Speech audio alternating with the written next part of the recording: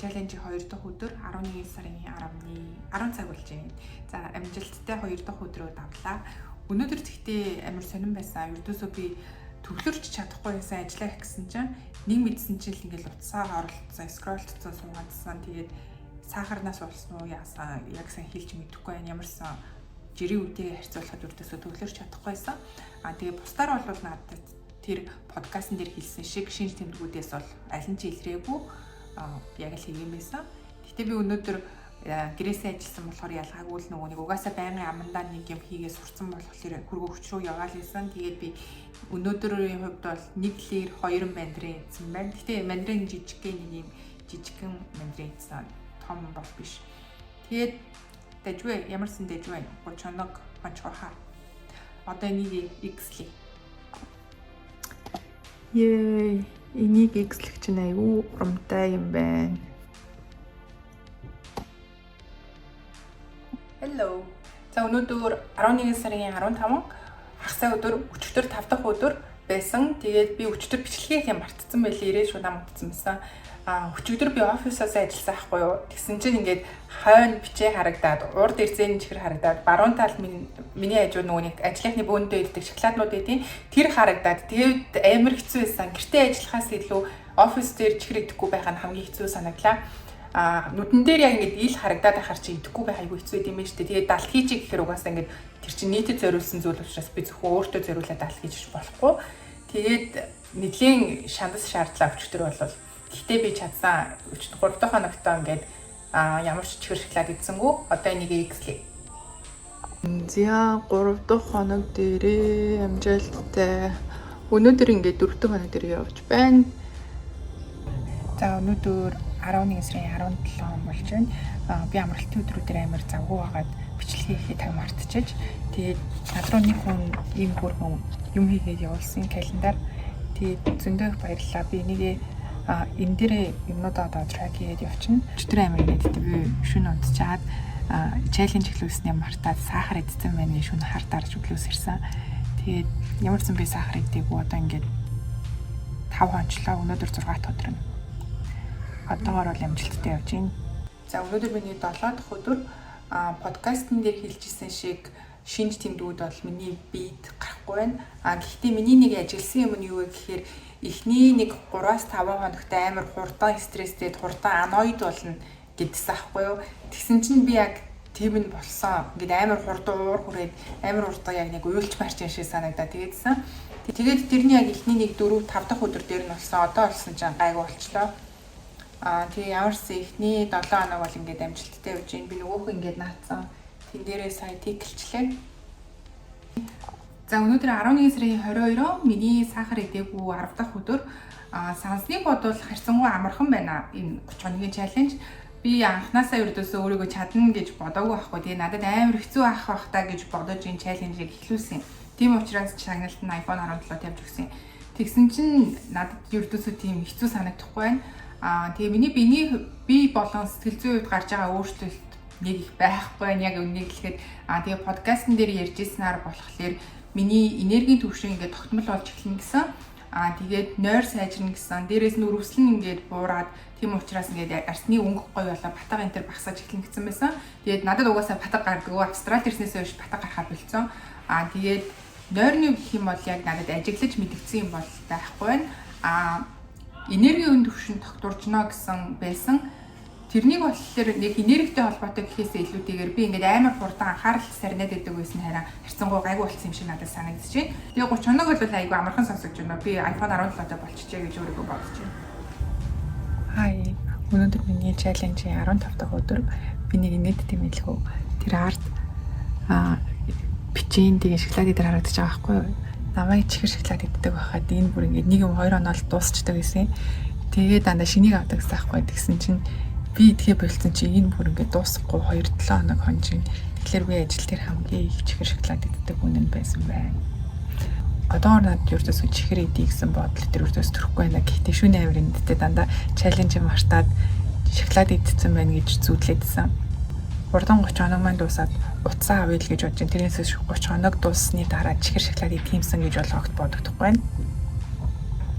За өнөөдөр 12 сарын 8-ны өдөр миний 26 дахь өдөр юм байна. Сүүлийн тэгээд 2-7 хоногийн хугацаанд би бүр айгүй их ажилтай байгаад хагас сайн бүтэн сайн жагаа бас ажиллаад бүр огтосоо бичлэг хийх зав гарсангүй бичлэгэж бүр таг мартчихэж тэгээд ямар ч тач байсан нөгөө нэг 30 хоног сахар идэхгүй гэдэггээ бол санаад байгаа юм. Гэтэ бичлэг хийхээ бол мартаад байсан. Тэгээд 26 дахь хоног хүртлэе бол октосоо бас сахар идсэнгүй нэлээд амжилттай явж байна. Ер нь сахар идэхгүй байх нь хэцүү байдаггүй юм байна. Гол нь сахаргүй зүйл гадуур явж байхдаа олж идэх гэдэг нь өөрөө хамгийн хэцүү юм билээ.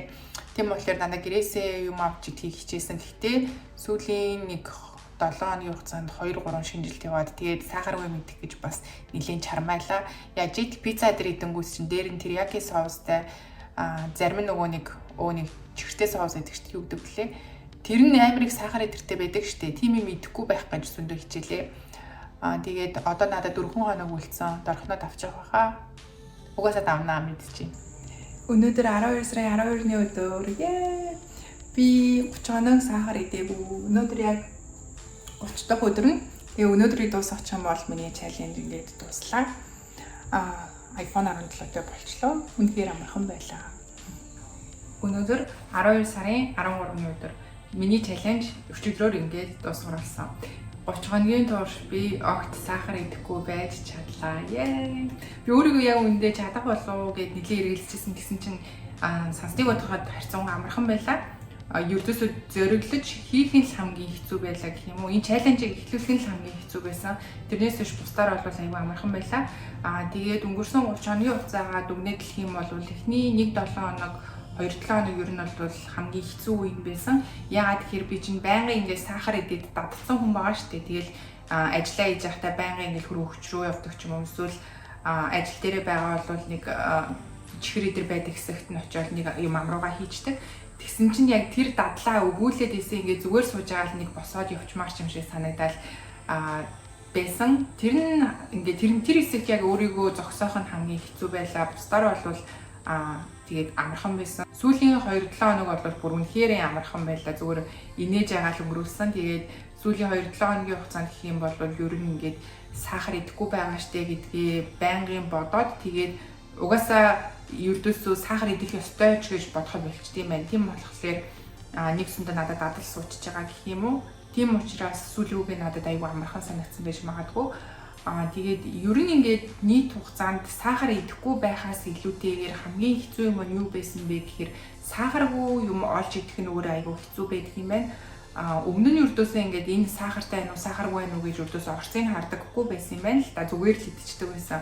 Тэгсэн чинь яг ингээд сахар идэхгүй шүү гэж бодоод орцыг нь хардаг болоод эхэлсэн чинь бараг миний иддэг бүх юмнуудад сахар агуулдаг байсан юм байна. Жишээ нь ингээд гадуур би зүгээр ингээд ажлынхантайгаа хоолнд ороод пицца идчихэж байгаа байхгүй. Тэгэнгүүт пиццан дээр нь ингээд амар тийм сахартай соус байгаа юм. Тэгэнгүүт шин тэр пицца би идэж чадхаа болчихж байгаа байхгүй юу. Гэх мэтчлээ ингээд сахаргүй юм идэхэд аюу хэцүү байлаа. Тэгээд би ч өөрөө ердөөсөө энийгээ хиндаггүй болохоор гадуур хоол хүнс захиалахдаа энэ сахартай юу гэж асууж дадаагүй байдаг юм байна. Зүгээр наад захын жишээ нь би ингээд нэг газар ороод матча авах гээд тэгсэн чинь матчаа ингээ повдер буюу нунтаг матчаа найруулж өгдөгөө гэхээр би ягаад ч юм энэ цэвэр матчаа юм чинь сахаргүй дээ гэж бодоод захиалчихгүй юу. Тэгсэн чинь тэр нунтаг матчаан дээр нэмээд нэг халбах сахар гэдэг байсан гэж байгаа хгүй. Тэгээ би тэрийг мэдэхгүй яг ингээл нэг балгаал амсаал үзсэн чинь нүл сахар байдیں۔ Тэгээд очиод өө энэ сахартай мөн хэрэг сахар хийсэн бол гэсэн чинь айгүй жоохон юм нэг халбах хийсэн 10 г сахарны сироптой тэнцвүүс гэж байгаа. Тэгсээрээ тэр нь надад бүр үнэхээр их баг ингээд халбах сахар зөвхөн амандаа хийсэн юм шиг амтагдчихсан. Тэгээд энэ мэтчлэн гадуураар нөгөө нэг ер нь ингээд гэртээ ч гэсэн сахаргүй юм олж идэх нь өөрөө хамгийн хэцүү байлаа. Бусдаар бол айгүй амархан 30 хоногийг өнгөрөөчлөө.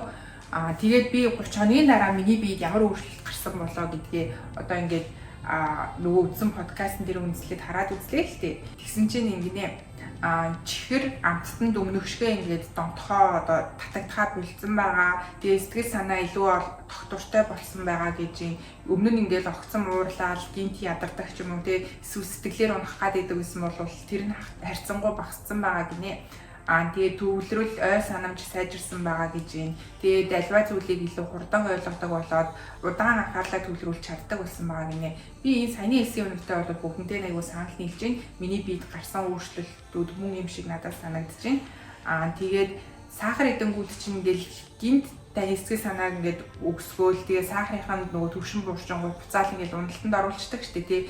Тэр нөгөө нэг spike crash-ны харилцаа учраас тарих илүү тайван ажиллаж эхэлдэг гинэ. Тэгээд мэдээж энерги юм хэвийн жигд доктортой болсон байгаа гэж юм. Би өөхийг түлш болгон ашиглаж сурсан байгаа гинэ. Тэгээс цусндах сахарын савлгаа багассан байгаа, илүүдл өөх багассан гэж юм. Ялангуяа гэдэс элэг орчмын илүүдл өөх багассан байгаа гинэ. Миний жингийн хувьд гэх юм бол би яг энэ чаленжийг эхлүүлэхдээ 62 кг-тай байсан. Одоо 61 болсон мөлий. Тэгэхээр би энэ 1 кг-ийн зөрүүгээ болохоор чаленжтэй холбоотой гэж бодохгүй. Зүгээр заримдаа их хоол идэнгүүт ялангуяа ингээд бууз гоошуу цөөвөө идэр идэнгүүт би буцаал 62 болчтیں۔ Нэг хэсэг монгол хоол идэхэд болчихгоо буцаал 61 болчтیں۔ Тийм болохоор сахартай холбоотой гэж бол бодохгүй байна. Ямар ч тач тэгээд өөх нь бол багассан л гэж юм. За тэгээд хаван үрвсэл буурсан байх ёстой гэж юм. Би илүү хөнгөн болсон байх ёстой гинэ. За хөнгөн болсон ч одоо хайшаа тэрийг бол мэдэхгүй байна. За тэгээд гидэсний бичил орчин сайжирсан, гидэс дүүрэх нь багассан байгаа гинэ. Тэгээд дархлаа мэдээж сайжирсан байгаа гэж юм. Илүү хурдан унтаж, гүн унтдаг болсон байх ёстой гинэ. За хурдан унтдаг болсон яваач бол хэлж мэдэхгүй байна. Гүн унтахын хувьд бол ялтшгүй гүн унтдаг болсон. Өмнө нь ингээд шүн айгүй ингээд сэрүүлцэж унтаад идэг гэсэн аахгүй. Хөшиг дуурангууд жоохон ингээд мэдрээд идэг гэсэн. Одоо бол тэрнийгээ сайн мэдрэхгүй. Нэг унтцсан л бол нэмэгдсэн чи өглөө болдог болсон мөлий. Хамгийн чухал нь штэ тий амтны мэдрэмж сайжирсан гэж байна. Энэ бол бүр үнэхээр өмнө нь ингээд би шоколад идэнгүүд чинь нэг их тийм сахартай надад санагддаггүй байсан аахгүй юу. Тэгсэн чинь саяхан ингээд санамсаргүй байдлаар энэ жоохон ингээд нэгэн халбагч хүрэхгүй матчатай айс матча уучихгүй юу хальт нэг амссан. Тэгсэн чинь л надад бүр нүл сахар идэж байгаа юм шиг санагдаад байсан. Тэнгүү зүгээр эндээс л дүгнээд харахад миний амтлах мэдрэмж бол үнэхээр сайжирсан байгаа юм билий. Сайжирсан ч гэжтэй ер нь бол яг ингээд байх ёстой хэмжээнд очсон гэсэн үг байхгүй юу. Өмнө нь болохоор хитрхи их сахар иддэг байсан учраас би амтлах мэдрэмжээ алдсан байсан. Тэр нь уудсан байсан л гэсэн үг. Одоо ингээд 30 хоног би сахар идээгүй байгаа болохоор миний тарих ер нь бол айгүй эрүүл болсон байгаа маань л да. Юмыг яг байх ёстой төвшөнд нь амталдаг. Тэгээ бага амтнд хянах чадвартай ийм болсон байгаа маань. Тэгээд энэ нь болохоор яг энэ сахарын донтолтоос гарах хамгийн чухал үе юм байна. Хэрвээ би буцаагаад одоо сахараа идээд эхэлчих юм бол дахиад өмнөхшгээ ингээд цусны сахарын түвшийг ихсээл, сэтгэл санаа савлаад, үргэлжлэн нэмэгдээл, дархлаа унаал гэдэг ч юм уу тиймэр юмнууд нь буцаад эхэлчихнэ. Яг одоо энийг үргэлжлүүлээл би сахараа танаад эхэлчих юм бол ингээд ер нь зөв голдрол руугаа орж байгаа гэж шинж юм байна л да. Тийм болохоор би цаашид чаленж дуусгасан ч гэсэн ер нь сахараа багасгахаар шийдсэн. Нэгэнт ингээд 30 хоног тисчээд бие аюу гоё эрүүл болгочоод дахиад сахар идэнгүүт өөрийгөө нэлээд хордуулж байгаа юм шиг санагдаад ер нь ингээд хайран 30 хоног гэдэг бодол төрж ийн. Тийм болохоор цаашид ч гэсэн ер нь ингээд сахараа бууруулна гэдэг бодол надад төрж ийн. Бодол төрөх бишээ би ер нь үргэлжлүүлнэ гэж шийдчихлээ. За тэгээд миний хамгийн дуртай зүйл бол мэдээж сахар байсан. Нэгсэндээ хүмүүс ингээл янз бүрийн юмд донтдог шиг би бол сахарт донтсон төрлийн хүн байсан гэж өөрийгөө бодож байна. Тэгээд энэ дотлолтоос 30 хоногийн турш салж чадсандаа өөрөөрөө бүрэн хэр бахархаж байна. Тэгээд цаашид ч гэсэн ер нь сахараа маш бага хэрэглэж энэ 30 хоногийн чаленж ингээд үргэлжлүүлээл амьдралтаа бүр хөвшил болгоод суулгана гэж бодож байна. За тэгээд энэ бүх хугацаанд надтай хамт байсан баярлалаа. Би удахгүй iPhone 17-аар бичлэг хийдэг болно.